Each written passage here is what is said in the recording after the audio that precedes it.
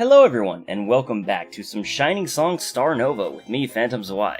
When we last left off, we just met the girls. The would-be idols joining Shining Star Productions, I think? No, Shining Productions, it's right in front of my face. Hey! So, we are the new Mr. Producer for this agency. Let's see what happens. The Shining Productions office consisted of just a small break room and a main office. There was a separate dance studio on the first floor of the tenement, which the office leased for practices. Overall, we had the absolute minimum level of facilities required to run an idol agency. The Golden Calf offices where I used to work had floors upon floors of photo stages, various sets used for shooting PVs, as well as facilities for talents such as spas, pools, and restaurants. Compared to all that, we essentially worked in squalor. I sat at my new desk, located in one of the corners of the office space, and reviewed the girls. The physical examination was mostly to check for obvious problems with the talents' appearances. Large birthmarks even, stretch marks, scars, etc., reduced a candidate's commercial value, and so every talent had to be screened for such defects. Again with those judgmental looks. I'm just a producer doing his job. Put those pitchforks down. Ahem. A row of girls dressed in swimsuits stood before my desk. Please slowly rotate yourselves so I can get a clear view of you at every angle. The girls did as I asked. It didn't seem like any of them had any problems. Not like I anticipated any. As one could expect from girls applying to be idols, each of their bodies had their respective charm.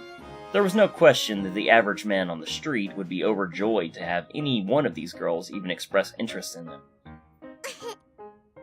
You want Aki-chan to get into a sexy pose for you? No. That won't be necessary. Okay, looks like everyone passes. You can go ahead and get dressed now. Eh? Over already? And I got all excited to be in a swimsuit. It kinda made me think we were all headed to the beach or something. Of course we weren't just gonna do that in February, you idiot!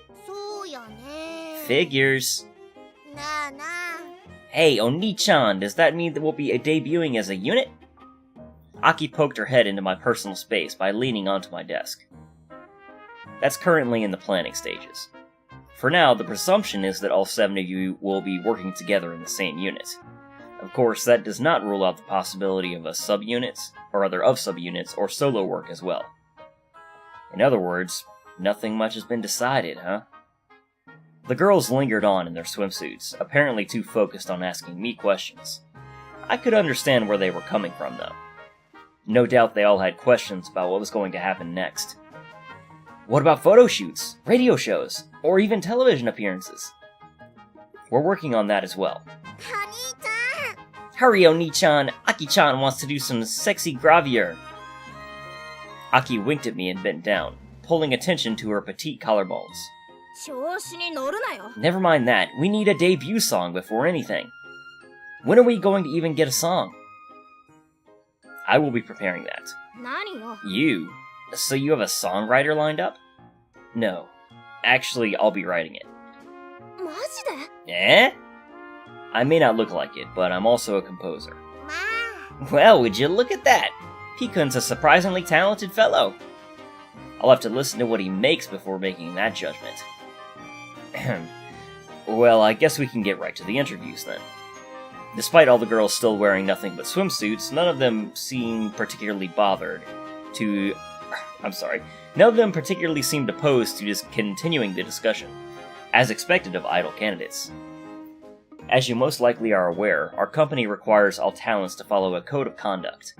Now, I would say that we're more relaxed than most other agencies, but please try to conduct yourselves in a manner befitting of future idols. First off, have any of you had any past or current relationships with men? Obviously not. Aki-chan's too young for that. Yeah, sure. Yeah. Not on such a loser, never even had a boyfriend before. I can claim no experience myself. None. The Dark Lord is the only man I serve. I can't say I ever have. Well, no surprises there. Besides, even if these girls are total players who cycle one guy every week, it's not like any of them are going to confess to their producer right now. The only reason why producers even ask this question is to set up a legally valid claim for fraud if we discover later that the girls aren't as virginal as they claimed. I'm just performing my due diligence to the company. After asking a few more questions and receiving various generic, non-offensive answers from the girls, the interview concluded. Well, you could say everyone passes. Wasn't it obvious? We were the only candidates. For now, I've prepared a lesson plan consisting of dance and vocal practices. Please devote yourselves to the lessons. So enthusiastic. I guess we don't really have a choice. Alright, let's get to it! Now please get prepared for the afternoon dance session. The girls eyed me. Oh. I stood and vacated the premises once more before they changed. The girls stood around in shorts and t-shirts in the dance studio in preparation for their first lesson. This is a little exciting, isn't it? It feels like things are finally starting up again.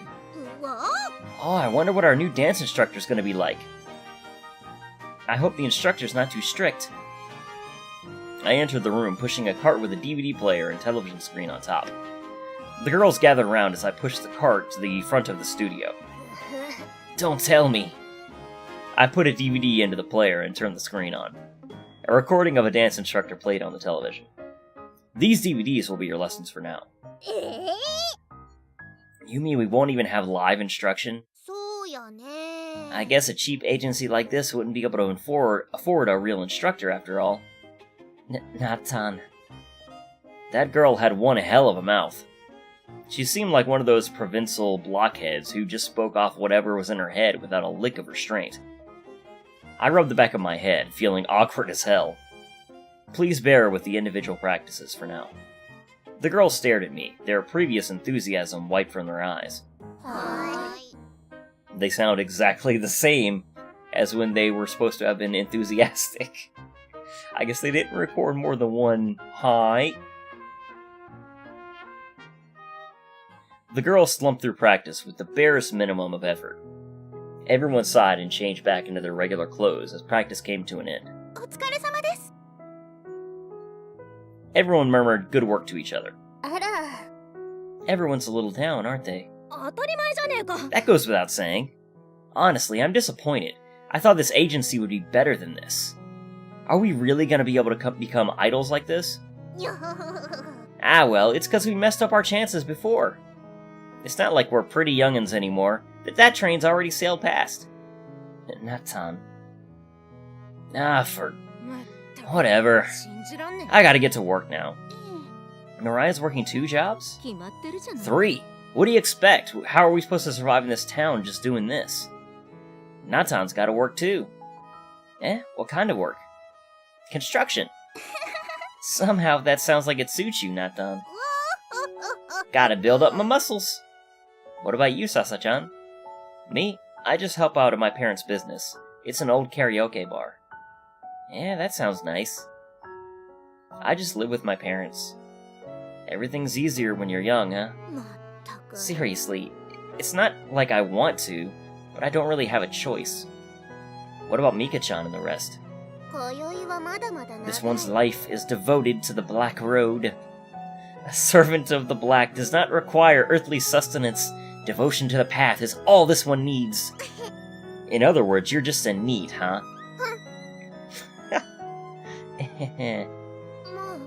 Well, I guess I do some other stuff. Like, stuff! Look at the time. I gotta get going. Okay, let's get going.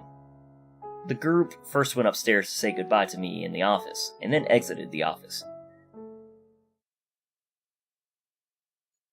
Alright. Of course, the purpose of a talent agency was to sell its talents. Whether to record labels, magazine publishers, television stations, or film studios, I had to be constantly advertising our employees. To that end, I had arranged for a professional photographer to come into our office and take professional portraits of all our workers. I cleared out a section of our office and dropped down a white curtain from a whiteboard to jerry-rig a makeshift photo stage. It was a far cry from the extravagant photo shoots of my previous workplace, but for now, this was the best we could do. The girls lined up to get their portraits taken one by one, or at least that was the plan. Oh my god, I forgot about this. I've seen this in the demo, but, you know. Mariah, what's the matter? You out drinking late again? Can't really help it. I didn't get out of work till like 4 a.m. You know, I don't know how old geezers twice my age can smoke and drink the night away and then show up to work the next day totally fine. Baldy showed up again to complain about his ex-wife. Kept ordering whiskey all night long. After the fourth one, I was already feeling kinda out of it. Don't know what really happened from the seventh on. I decided to turn a blind eye to what I was hearing. While certain agencies would no doubt have thrown a hissy fit about one of their talents moonlighting at a hostess bar, it was clear all the girls here had their various circumstances. I was no exception myself. Anyways, I knew well enough that the girls here had to supplement their income with additional jobs to survive. Becoming an idol wasn't a walk in the park. The world spun around according to its own rules, and nobody here was going to change that. First up, Shimazaki-san. Hi. Sasami stood in front of the camera and put on her best smile. Shimazaki Sasami, formerly with Golden Calf. She appeared to me as the girl next door kind of persona. Of course, these kinds of characters have been popular forever, although in more recent years they suffered from competition with newer and more aggressive character types. Basically, they appeal to a more conservative type of fan, who liked something traditional. Unfortunately, she was avoiding contact with me at all costs, thanks to that incident. Next up, Kashiwagi-san. Aki struck a dynamic pose with her finger outstretched towards the camera. Kashiwagi Aki, perhaps the girl with the greatest potential here. While she was obviously going to have to drop her child image, she still had ample time left in her prime. It was hard to pin down exactly what her personality was like. She was a shapeshifter, able to play to her audience's expectations. Honestly, Aki was whoever people wanted her to be. She was a child molded and raised by this industry. Was I supposed to be concerned or proud about that? Next, Yamamoto-san. Mariah gingerly stood up and put on a well-rehearsed smile. Yamamoto Mariah. She had the most experience out of all the talents here, but also came with an assortment of liabilities. She was also formerly Golden Calf talent. No doubt they threw her under the rug as soon as she outgrew her use. After some research, I discovered she debuted 7 years ago in the 21-member Quasar unit, but never attained much notoriety. Huge units were like that. Most were set up to encourage infighting amongst the members as they tried to climb to into the coveted top spot, while those unable to survive the bloodbath were pushed into obscurity. Just one moment here, I need to send a quick text message.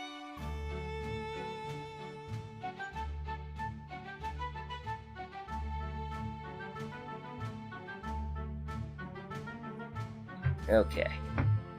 Sorry about that. After she turned 24, Golden Calf quietly retired her, and then she wandered jobs until she ended up at Shining Productions. Now she was a jaded woman of 25 years with an alcohol and tobacco problem. While you'd think someone like her could never become an idol, you'd be surprised just how common these problems were, even amongst the most popular idols. Hey, I'm not here to sugarcoat this business. I've seen some crazy stuff myself. Tanabe-san. Yahoo! I like that voiceover. Natan leaped up and grinned stupidly to the camera. Tanabe Natsuki, a true wildcard. She had no prior experience in the industry.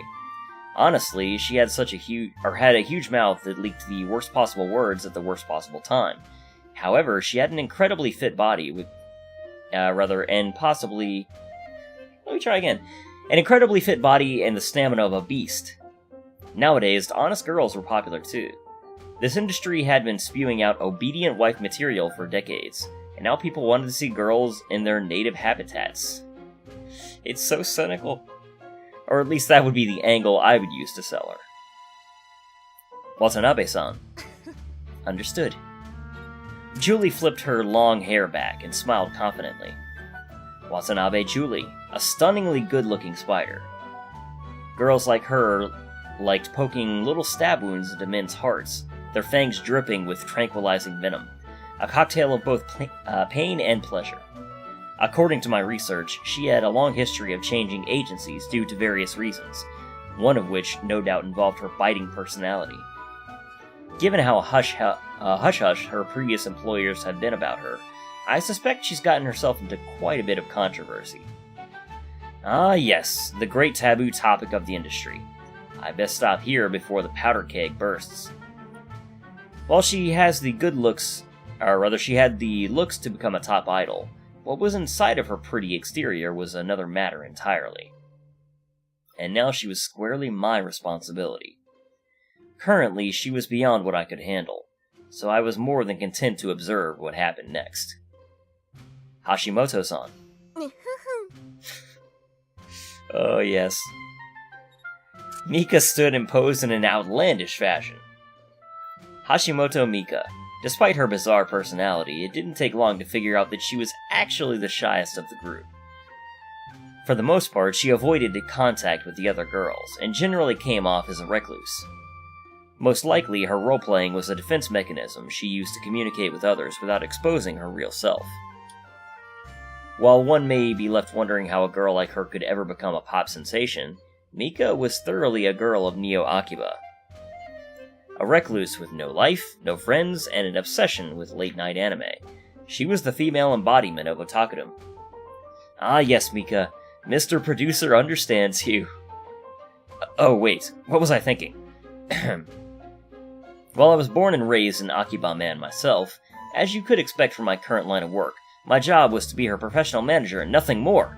I put my thoughts to order. Akimoto-san. Hi. Nimue acknowledged me in a sing-song manner, and smiled absent-mindedly in front of the photo stage. Akimoto Nimue, the daughter of a local real estate magnate. A life of plenty had no doubt made Nimue completely oblivious to the toils of the common folk, and she floated about in her own realm without a worry in the world. Looks like I was going to be playing babysitter for the rich now. In any matter, she had a bombshell of a body, and a personality made for an idol. For all intents and purposes, I should be glad to have lucked out and picked up a candidate with such high starting stats. Further, having the backing of a rich and powerful family could have benefits of its own. It definitely looked like Nimue was a winner, to the point where somewhere deep inside of me, I had to wonder if she was too good to be true. With that, the photograph session was over. After speaking to me, the photographer packed up his equipment and left the office. Nah. Hey, Oni-chan, do you have a name for our unit? A unit name, huh? We're going to need one if we're going to debut, you know. Aki was certainly right. In fact, I had spent the last couple of days thinking about this very topic. What? Oh, I've been giving it a crack. Natan opened up a notebook, almost exploding with excitement.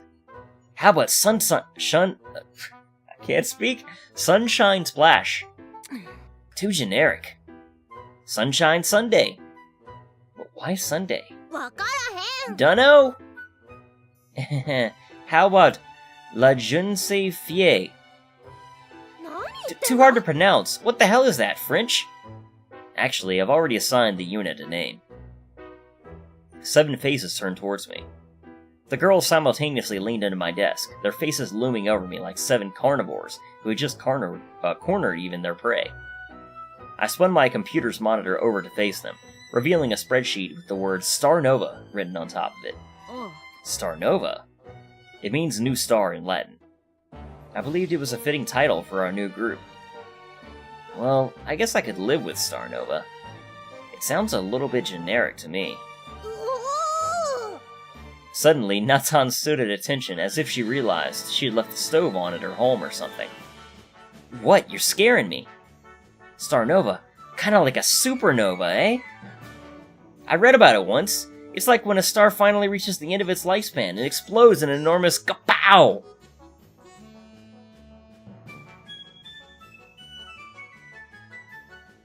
Suddenly, I felt 7 pairs of eyes boring into my skull with disdain. Well, I didn't mean it like that! You messed up real good there, eh, Pikun? Nah, it's over. Our unit name's pretty much the summation of my career into a single word. Everyone. I should have known things would go this way. Well, we'll go with the new star interpretation instead of that. Once again, everyone moped back to work, their motivation idling at the lowest possible bar. We're off to a great start. The second day of practice ended. Good work, everyone. Good work. Good work. Mariah turned her cell phone on. Time for work again. Will you be alright? I'm just waitressing at the izakaya tonight. At least I want to stand around listening to some bald geezer's life story over whiskey tonight. Julie's cell phone chimed. Looks like that's my cue too. Sasami looked on as Julie grabbed her bag and rushed out of the office. Alright, let's go for round 2. Mariah stretched out, her bones creaking and cracking, then hustled out of the building as well. I sat at my desk, illuminated only by the light of my computer screen. Starnova. New stars. The beginning. No, not a beginning. For the better or worse, these girls' lives had they'd begun long before this unit. I wasn't producing a bunch of fresh-faced middle schoolers with dreams of becoming Japan's next top idol. Idol. A shining, pure white symbol before which men prostrated themselves. Untainted. Perfect. Immortal. Unbound by pathetic human needs. A goddess. An icon of purity. An idea. Not human. Not a girl. The girls before me were anything but that. They were broken. Cracked. And by the very industry they chose to enter. Maybe once upon a time they were innocent young kids who thought their stories would end with a happy concert in front of thousands of adoring fans. But the reality was that dream only happened to the luckiest 0.01% of girls who entered this industry. Or maybe only the 0.01 most shrewd, ruthless percent. Maybe the dream never existed at all.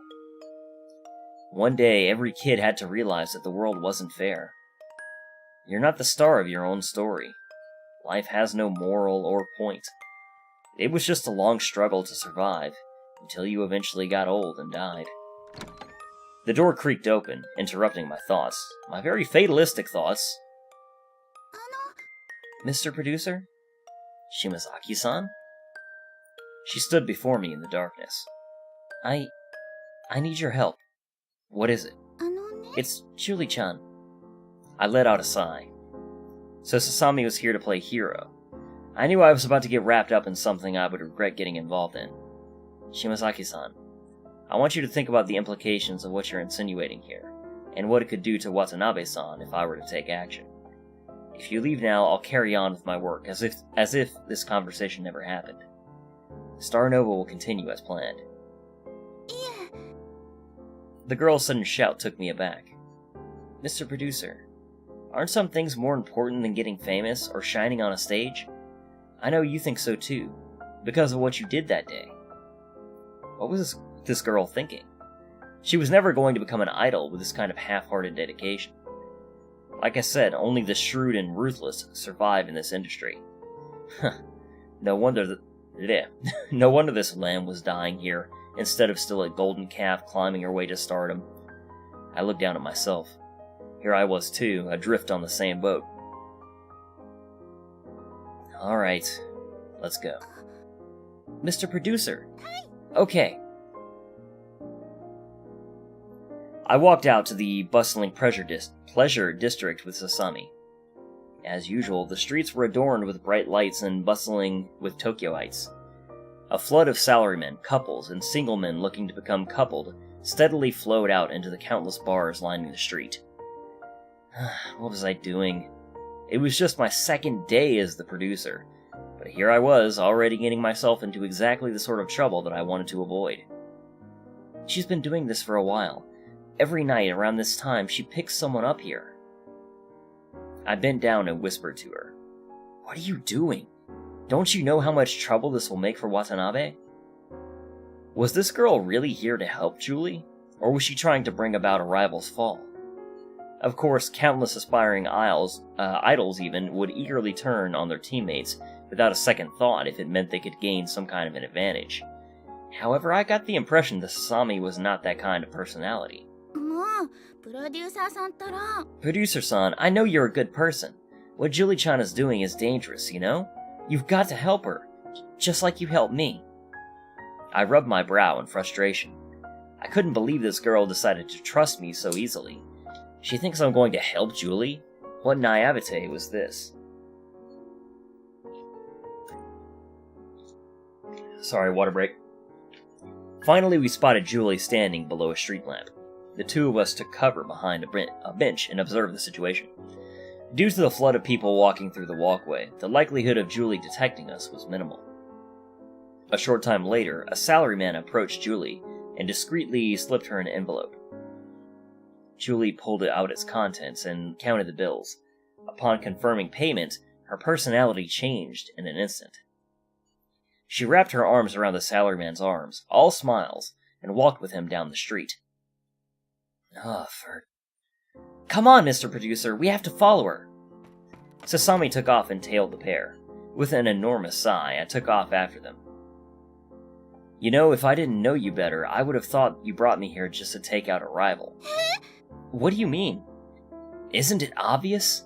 I already have enough evidence to kick Julie out from the agency, and probably sue her for punitive and liquidated damages to boot.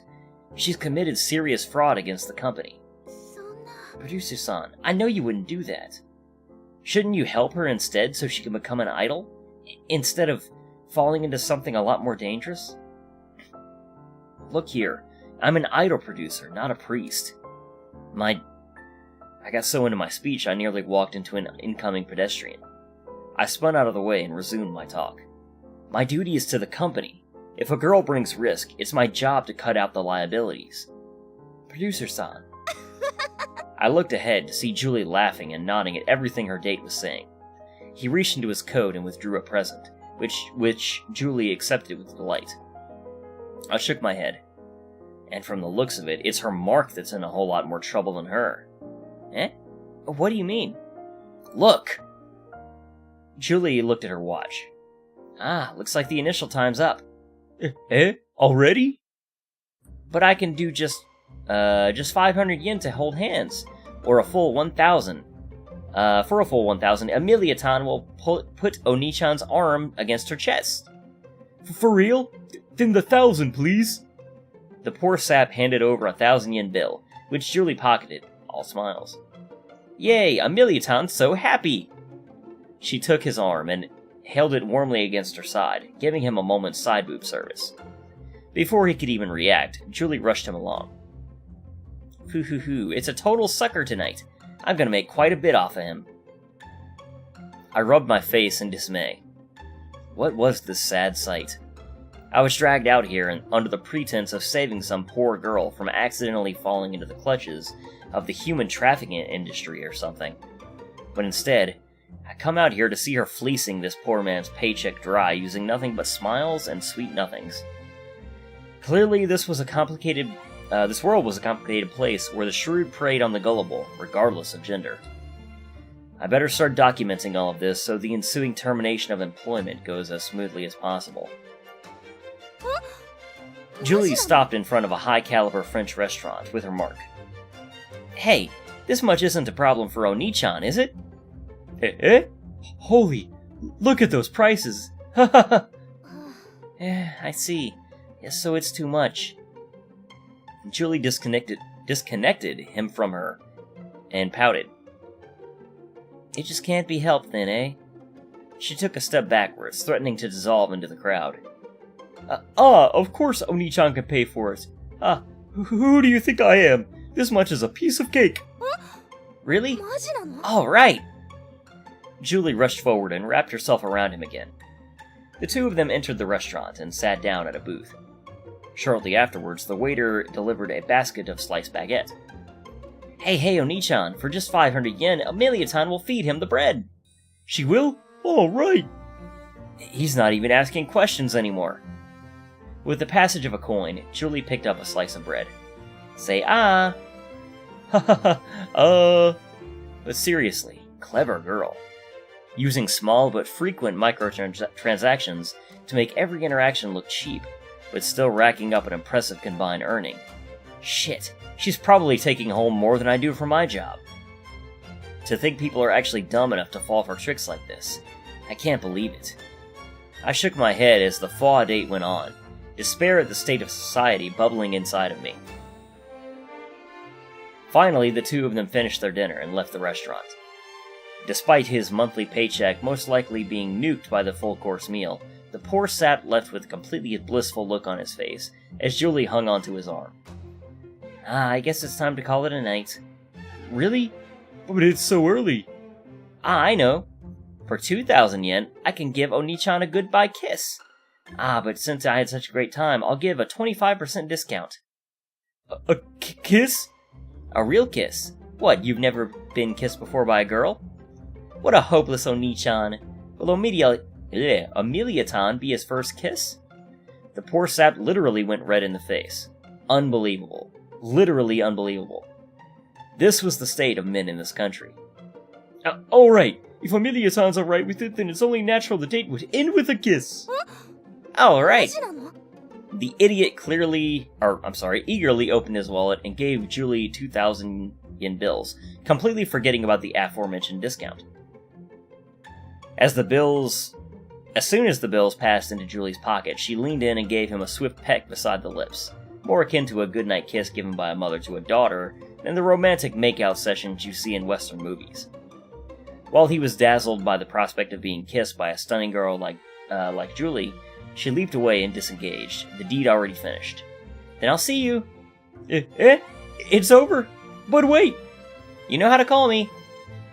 With that, Julie vanished into the crowd. I can't wait until next time. The now penniless man sighed in contentment, his wallet as empty as the contents of his head.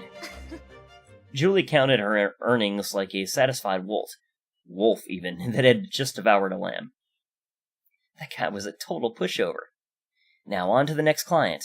The night's still young and there's more lonely otaku to fleece. I stood before Julie, my hands on my hips, with Sasami nervously hiding behind me. Producer-san! And Sasa-chan too?